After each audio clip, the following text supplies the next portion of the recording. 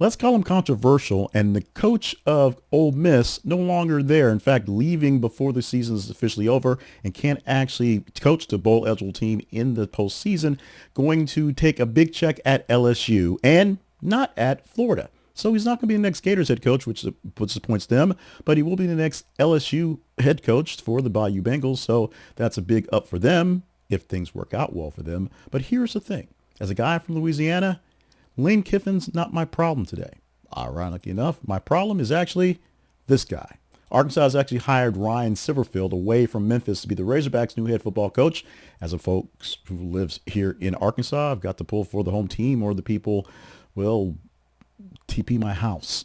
But of course, the weeks of speculation after Sam Pittman was fired in the middle of the season and Bobby Petrino finished off the season as the interim and was terrible. Now, Silverfield is 45 years old. He comes from Memphis to Fayetteville with a 50-24 record overall and an 8-4 mark this year. But he takes over a team that went 2-10 overall and, of course, 0-8 in SEC play, which is a no-no, riding a 10-game losing streak of all things. Athletic director Hunter Yurachek said that Silverfield's consistent winning and offensive background made him the right choice to rebuild the program that has slipped to the bottom of the conference. Oh, by the way, the ghost of Bear Bryant was not showing up anytime soon.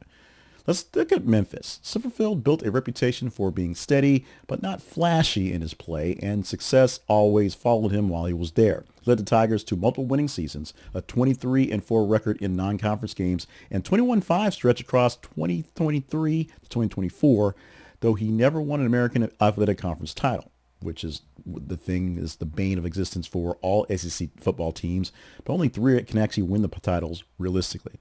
Now, before becoming a Memphis Tiger, if you will, in 2019, he worked in both college and NFL, including a 6-year stint with the Vikings and coaching offensive line there. Arkansas officials believe his track record of developing physical, high-scoring offenses can translate to the SEC and help close the gap with rivals like LSU and Texas and Oklahoma. Meanwhile, Silverfield's hiring caps a turbulent season in Fayetteville, where Sam Pittman was fired in September, and that was after a 56-13 home blowout against Notre Dame, a big showcase game that they lost big time.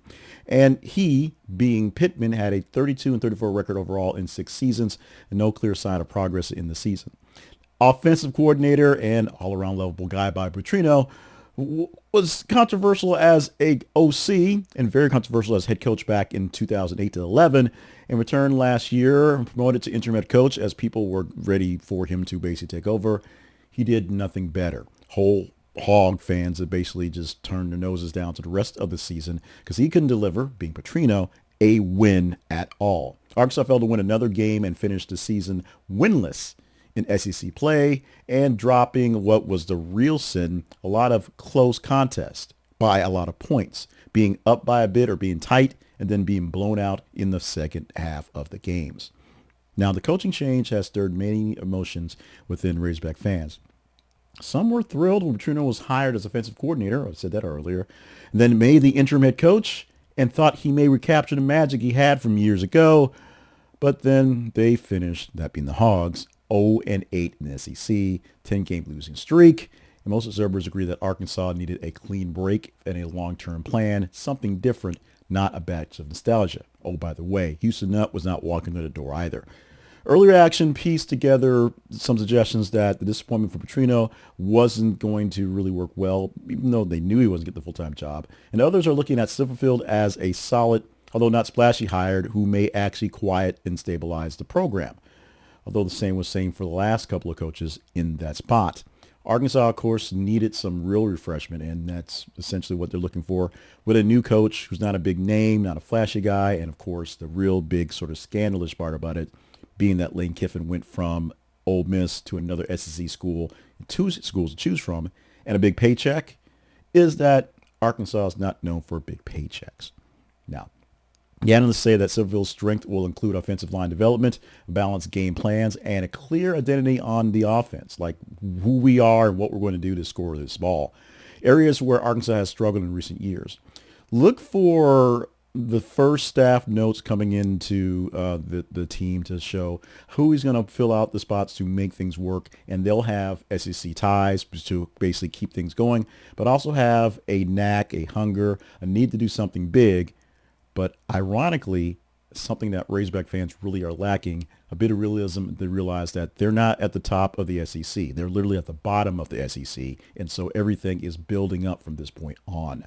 Look for transfers throughout the team because their coach is no longer here.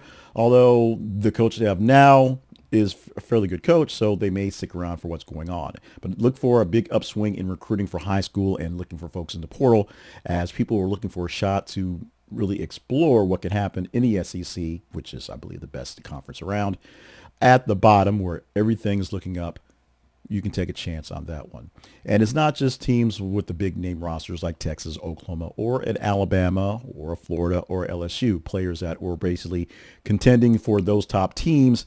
It's other teams around there where people think they don't have a shot, but given a shot at a place like Arkansas, maybe they can make things happen.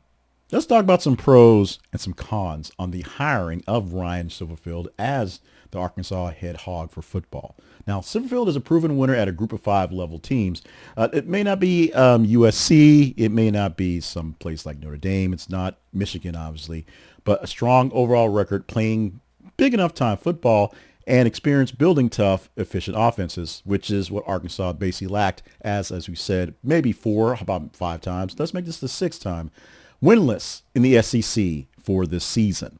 The NFL and college background suggests that he can recruit linemen, knows what to do to make them into levels of men who can go to the big time men stuff. So he'll bring people in there and have physical game plans that will translate into smart plays and smart wins and lots of trips to the end zone for lots of bigger things. And maybe, even maybe, crazy enough, a sniff at a national championship.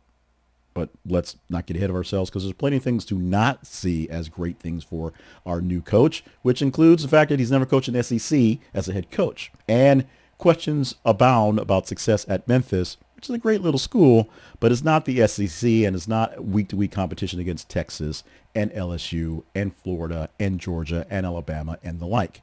Some fans worry that the star power is lacking, because it is. And after emotional high of bringing Petrino back, and then realizing that he really wasn't all that great in the first place. The fear is that if results don't come quickly, program will be searching for another coach, paying off another guy's golden parachute to go away and sit and maybe do TV for a couple months until they get some other job someplace else. It is the role of a football coach to be a roamer, to be somebody who kind of moves around to get the spot, because only a few places are guaranteed wins forever. And even those places don't mean you stay there forever like you may have done 10, 15, especially 20 years ago. We're going to see here in Arkansas how the life of the new coach, that's being Ryan Silverfield. I think I called the Silver Man a few times, and sorry about that. I'm not going to redo all that stuff. Ryan Silverfield going forward in the future. Like we said, no star power, but a guy that hopefully can coach, which is what we as Arkansas fans, I say that roughly, is what we've been looking for a while. But that was what the last couple of coaches were supposed to be. Not a big-time name, but a guy who could coach and bring in their players and do their whatever. Trust me, Arkansas fans are delusional. They're crazy. They have issues. I've had issues with them going for some time. My radio time and sports time, all I've done was basically bash the Arkansas fans for loving their teams and loving the game, but being extremely unrealistic on the players they have on the field wearing their jerseys. It is what it is. But it isn't Lane Kiffin, and Lane Kiffin is not our problem. We have other problems. Oh, we have so many other problems, but Lane Kiffin is not one of them.